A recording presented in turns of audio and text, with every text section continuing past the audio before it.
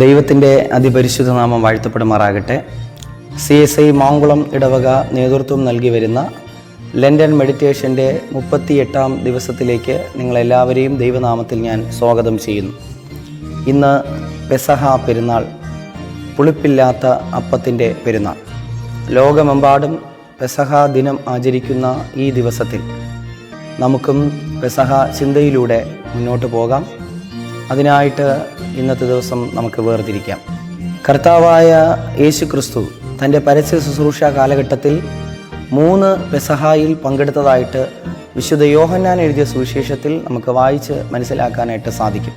ഇത് കണക്കിലെടുത്താണ് 3 വർഷമാണ് കർത്താവിൻ്റെ പരസ്യ ശുശ്രൂഷ എന്ന് നമുക്ക് മനസ്സിലാക്കാനായിട്ട് സാധിക്കുന്നത്.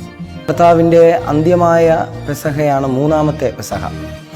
ഈ പെസഹ പെരുന്നാളിൽ അല്ലെങ്കിൽ പെസഹ ആചരണത്തിലാണ് കർത്താവ് വിശുദ്ധ തിരുവത്താഴം സ്ഥാപിച്ചത് എന്ന് നമുക്ക് മനസ്സിലാക്കാൻ സാധിക്കുന്നു. എന്താണ് പെസഹായുടെ പ്രാധാന്യമെന്ന് വളരെ വേഗത്തിൽ നമുക്ക് ചിന്തിക്കാനായിട്ട് ഒരുങ്ങാം. ഒന്നാമതായി, ഇസ്രായേലിൻ്റെ ചരിത്രത്തിൽ അതുല്യമായ ഒരു സ്മരണ നിലനിർത്തുന്ന ആഘോഷമാണ് പെസഹ.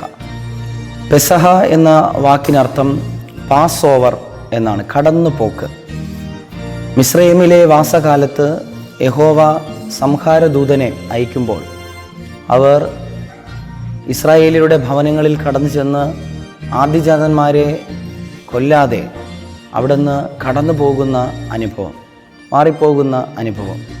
അതുമാത്രമല്ല, ഇസ്രായേൽ ജനത്തെ മിസ്രൈമിൽ നിന്ന് ദൈവം വിടുവിക്കുന്നതിൻ്റെ ഓർമ്മ കൂടെയാണ് ഈ പെസഹ പെരുന്നാൾ എന്ന് നാം ചരിത്രത്തിലൂടെയും വേദപുസ്തകത്തിലൂടെയും നാം മനസ്സിലാക്കുന്നു. ഇതൊരു ഭൂതകാല സംഭവമാണെങ്കിലും വർത്തമാനകാലത്തിന് ഈ പെരുന്നാളിന് പ്രസക്തിയുണ്ട് എന്ന് നാം മനസ്സിലാക്കുകയാണ്. പെസഹ പെരുന്നാളിൽ യഹൂദന്മാരുടെ ഒരു പ്രത്യേക പ്രാർത്ഥന ഇപ്രകാരമാണ്: യഹോവയായ കർത്താവ് ഞങ്ങളുടെ പിതാക്കന്മാരെ മാത്രമല്ല രക്ഷ ചെയ്തത്, ഞങ്ങളെ കൂടിയാകുന്നു എന്നതാണ് അവരുടെ പ്രത്യേക പ്രാർത്ഥന. വിശുദ്ധ തിരുവത്താഴ ശുശ്രൂഷയിലേക്ക്, വിശുദ്ധ മേശയിലേക്ക് നാം കടന്നു വരുമ്പോൾ, കർത്താവെ എന്നെ വിടുവിക്കണമേ, എന്നെ രക്ഷിക്കണമേ എന്ന് നാം പ്രാർത്ഥിച്ചുകൊണ്ടാണല്ലോ തിരുമേശയിലേക്ക് കടന്നു വരുന്നത്. രണ്ടാമതായി, ഇതൊരു ഗാർഹിക ഉത്സവമാണ് എന്ന് നമുക്ക് അറിയാൻ സാധിക്കുന്നു. ഓരോ കുടുംബത്തിലെയും അംഗങ്ങൾ അവർ ഒരുമിച്ച് കൂടി ഭവനത്തിലായിരുന്നു കൊണ്ട് ഈ പെസഹ ആചരിക്കുന്നു എന്ന് നമുക്ക് കാണാൻ കഴിയും. ഒരു അംഗം പോലും ഇതിൽ നിന്ന് മാറി നിൽക്കുന്നില്ല, ആരും അവഗണിക്കപ്പെടുന്നില്ല. എല്ലാവരും ഒരുപോലെ ആഘോഷിക്കുന്ന ഒരു ഉത്സവമാണ് ഈ പെസഹ പെരുന്നാളെന്ന്. യെരുശലേം ദേവാലയത്തിൽ ജനം കടന്നു ചെന്ന് ദൈവസന്നിധിയിൽ അവർ കുഞ്ഞാടിനെ യാഗമർപ്പിക്കുകയും തുടർന്ന് അവർ ഭവനത്തിൽ വന്നാണ് തുടർന്നുള്ള ആഘോഷങ്ങളിൽ പങ്കുചേരുന്നത് എന്ന് നമുക്ക് മനസ്സിലാക്കാനായിട്ട് സാധിക്കും. ഭവനത്തിലെ ഗൃഹനാഥൻ ഇതിന് നേതൃത്വം വഹിക്കും. ഭവനത്തിലെ ഏറ്റവും പ്രായം കുറഞ്ഞ കുട്ടി ഗൃഹനാഥനോട് എന്താണ് ഇതിൻ്റെ പ്രസക്തി എന്ന ചോദ്യം ചോദിക്കും. ഗൃഹനാഥൻ വളരെ വ്യക്തമായിട്ട് പുറപ്പാട് പുസ്തകം 12-ാം അധ്യായം വായിച്ച് ഈ കുട്ടിക്ക് ഇതിൻ്റെ വിശദീകരണം നൽകും.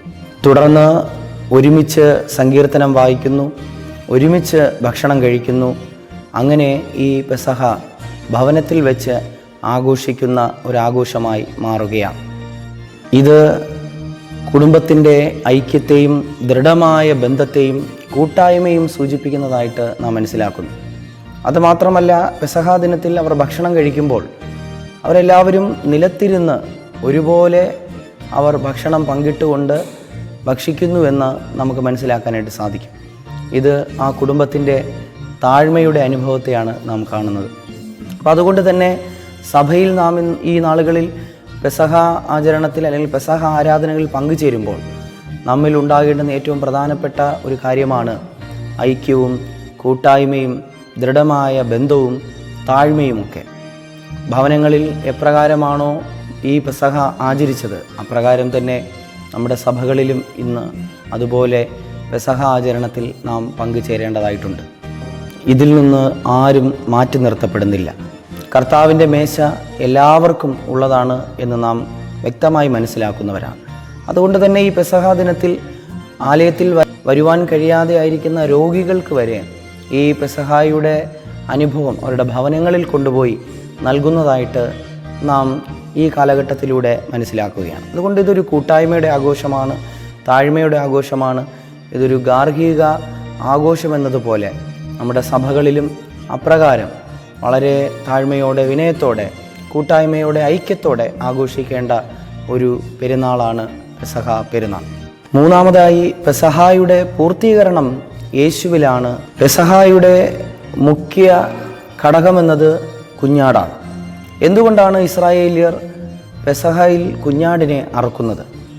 മിസ്രൈമ്യരുടെ, ഈജിപ്തുകാരുടെ ഒരു ദേവനാണ് ആമോൻ എന്ന ദേവൻ. ഈ ദേവൻ്റെ പ്രധാന മൃഗമാണ് കുഞ്ഞാട്. കുഞ്ഞാട് എന്നത് ഈജിപ്തുകാർക്ക് വളരെ പ്രാധാന്യമർഹിക്കുന്ന ഒരു മൃഗമാണ്. ഈ ദേവൻ്റെ പ്രധാനപ്പെട്ട മാസമാണ് നിസാൻ മാസം. ഈ നിസാൻ മാസം 15-ാം തീയതി വളരെ പ്രാധാന്യമുള്ള ഒരു ദിവസമാണ്. ഈ ദിവസത്തിലാണ് ഇസ്രായേലിയർ പെസഹ ആചരിക്കുന്നത്. അപ്പോൾ എന്തുകൊണ്ട് ഈ ദേവൻ്റെ മൃഗത്തെ കൊല്ലുകയും അതിനെ തിന്നുകയും ചെയ്യുന്നു എന്നത് ചോദിച്ചാൽ, ആ ദേവന് മീതെ ആധിപത്യം നമ്മുടെ ദൈവം നേടിയിരിക്കുന്നു എന്ന് ഇസ്രായേൽ ഘോഷിക്കുകയാണ്. അതുകൊണ്ട് തന്നെ ഈ ദിവസത്തിലും നിസാൻ മാസം 15-ാം തീയതി ഈ ആഘോഷം അവർ ക്രമീകരിക്കുമ്പോൾ ആ ദേവൻ്റെ ദിവസത്തിന്മേലും ഞങ്ങളുടെ യഹോവ ആധിപത്യം നേടിയിരിക്കുന്നു എന്നതിനെ സൂചിപ്പിക്കുന്നതാണ്. പുറപ്പാട് പുസ്തകം 12-ാം അധ്യായം അതിൻ്റെ 12-ാം വാക്യം നമ്മൾ വായിക്കുമ്പോൾ അവിടെ കർത്താവ് തന്നെ അരുളപ്പാട് ഇപ്രകാരം നൽകുകയാണ്: ഞാൻ മിസ്രയീമിലെ സകല ദേവന്മാർക്കും മീതെ ആധിപത്യം നേടും, അവരെ ന്യായം വിധിക്കും എന്നൊക്കെ കർത്താവ് അവിടെ പറയുന്നുണ്ട്. മിസ്രയീം അടിമത്തത്തിൽ നിന്ന് വിടുവിക്കപ്പെട്ട ജനം തങ്ങളുടെ ജീവിതം മുന്നോട്ട് നയിക്കുകയാണ്. എന്നാൽ വർഷങ്ങൾ ഇപ്പുറം എത്തുമ്പോൾ ഇതാ വീണ്ടും ദൈവത്തിൻ്റെ ജനം റോമ ഭരണത്തിന് കീഴ് അടിയുറ വച്ചിരിക്കുന്ന ഒരു കാലഘട്ടം. ഈ സമയത്തിൽ അവരെ വിടുവിക്കാൻ ഒരു മശീഹ കടന്നു വരുമെന്ന പഴയ നിയമ അരുളപ്പാടുകൾ വിശ്വസിച്ചിരിക്കുന്ന ഈ ജനത്തിൻ്റെ അരികിലേക്ക് ദൈവമായ കർത്താവ് തൻ്റെ ഏകജാതനായ പുത്രനെ അയക്കുകയാണ്. എന്നാൽ റോമാ സാമ്രാജ്യത്തിൻ്റെ ഭരണത്തിന് കീഴിൽ നിന്ന് മാത്രമല്ല ഈ ജനത്തിന് വിടുതൽ ലഭ്യമാകേണ്ടുന്നത്. അതിനേക്കാൾ ഭയങ്കരമായ ഒരു അടിമത്വം തൻ്റെ ജനത്തിൻ്റെ മീതെ കടന്നു വന്നു എന്ന് ദൈവം മനസ്സിലാക്കുകയാണ്. പാപം എന്ന അടിമത്തം. ഓരോ ദിവസം ചെല്ലുന്തോറും പാപം ചെയ്ത് മുന്നോട്ട് പോകുന്ന ജനത്തെ കർത്താവ് കാണുകയാണ്. ഈ ജനത്തിന് എങ്ങനെ പാപത്തിൽ നിന്ന് വിമോചനം എന്ന് ചിന്തിക്കുകയും ഇതാ തൻ്റെ ഏകജാതനായ പുത്രനെ ആ പാപത്തിന് പരിഹാര ബലിയായി കാൽവരി ക്രൂശിൽ അർപ്പിക്കുമെന്നുള്ള ആ വലിയ അരുളപ്പാട് വളരെ വ്യക്തമായിട്ട് നമുക്ക് മനസ്സിലാക്കാനായിട്ട് സാധിക്കും. ഇതാ കർത്താവായ യേശു ക്രിസ്തുവിനെ യാഗവസ്തുവായിട്ട് സമർപ്പിക്കുകയാണ്. ഈ കർത്താവ് യാഗമാകേണ്ടുന്ന ദിവസത്തിൻ്റെ തലേ ദിവസമാണ് കർത്താവിൻ്റെ അന്ത്യമായ പെസഹാ ദിനം.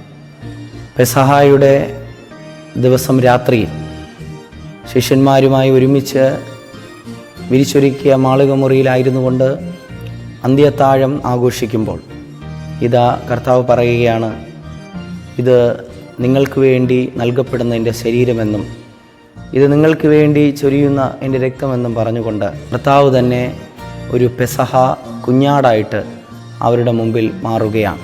അത് കർത്താവ് നമുക്ക് വേണ്ടി നമ്മുടെ പാപത്തിൻ്റെ പരിഹാരത്തിനായി കാൽവരിയിൽ യാഗമായ പെസഹ കുഞ്ഞാടാണ്. തീർച്ചയായിട്ടും ഈ കുഞ്ഞാടിൻ്റെ രക്തം നമ്മെ ഓരോരുത്തരെയും വീണ്ടെടുത്തിരിക്കുന്നു. നാം ചെയ്യുന്ന പാപങ്ങൾ കഴുകപ്പെടുന്നത് ഈ കുഞ്ഞാടിൻ്റെ ദിവ്യരക്തം കൊണ്ടാണ് എന്ന് നാം മനസ്സിലാക്കുക. അതുകൊണ്ട് തന്നെ ഓരോ പെസഹാ ദിനത്തിലും ദൈവസന്നിധിയിലേക്ക് കടന്നു ചെല്ലുന്ന നാം, തിരുമേശയിലേക്ക് കടന്നു ചെല്ലുന്ന നാം, കർത്തൃമേശയിലായിരിക്കുമ്പോൾ നാം ഒന്ന് ചിന്തിക്കുക: ഈ രക്തം നമുക്ക് കൂടി വേണ്ടി ചൊരിയപ്പെട്ട രക്തമാണ്. എൻ്റെ ജീവിതത്തിന് കൂടെ വേണ്ടിയാണ് ഈ രക്തം ചൊരിയപ്പെട്ടത് എന്ന് വളരെ വ്യക്തമായി മനസ്സിലാക്കിക്കൊണ്ട് നമ്മുടെ ഈ നാളുകളുടെ പ്രവർത്തനങ്ങൾ നമുക്ക് മുന്നോട്ട് നയിക്കാം. അതുകൊണ്ട് തന്നെ ഈ നോമ്പ് കാലഘട്ടം നമുക്ക് അനുഗ്രഹിക്കപ്പെട്ടതാകട്ടെ. പ്രത്യേകിച്ച് നോമ്പിൻ്റെ അവസാന നിമിഷങ്ങളിലേക്ക് നാം വരുമ്പോൾ ഒരു ദൃഢമായ തീരുമാനം നമ്മൾ എടുക്കേണ്ടതായിട്ടുണ്ട്. ഇനി എൻ്റെ ജീവിതം കർത്താവിന് വേണ്ടിയാണ്. ഇനി കർത്താവിന് വേണ്ടി ഞാൻ ജീവിക്കുമ്പോൾ ഞാൻ പാപം ചെയ്യുകയില്ല, ഞാൻ തെറ്റിലേർപ്പെടുകയില്ല. കർത്താവ് പറഞ്ഞതിന് പ്രകാരം നന്മ മാത്രം ചെയ്ത് സ്വർഗീയ സന്നിധിയിലേക്ക് എത്തുവാൻ യോഗ്യതയുള്ളവരായി ഞാൻ മാറും എന്ന ഒരു ഉറപ്പോടെ നമുക്ക് ഈ ദിവസത്തിലായിരിക്കാം. അതിനായിട്ട് ദൈവം നിങ്ങളെല്ലാവരെയും സമൃദ്ധമായി അനുഗ്രഹിക്കുമാറാകട്ടെ. പ്രത്യേകിച്ച് എല്ലാവർക്കും ഈ പെസഹ പെരുന്നാളിൻ്റെ എല്ലാ ആശംസകളും നേരുന്നു. ദൈവം നമ്മെ ഏവരെയും സമൃദ്ധമായി അനുഗ്രഹിക്കുമാറാകട്ടെ. ആമേൻ.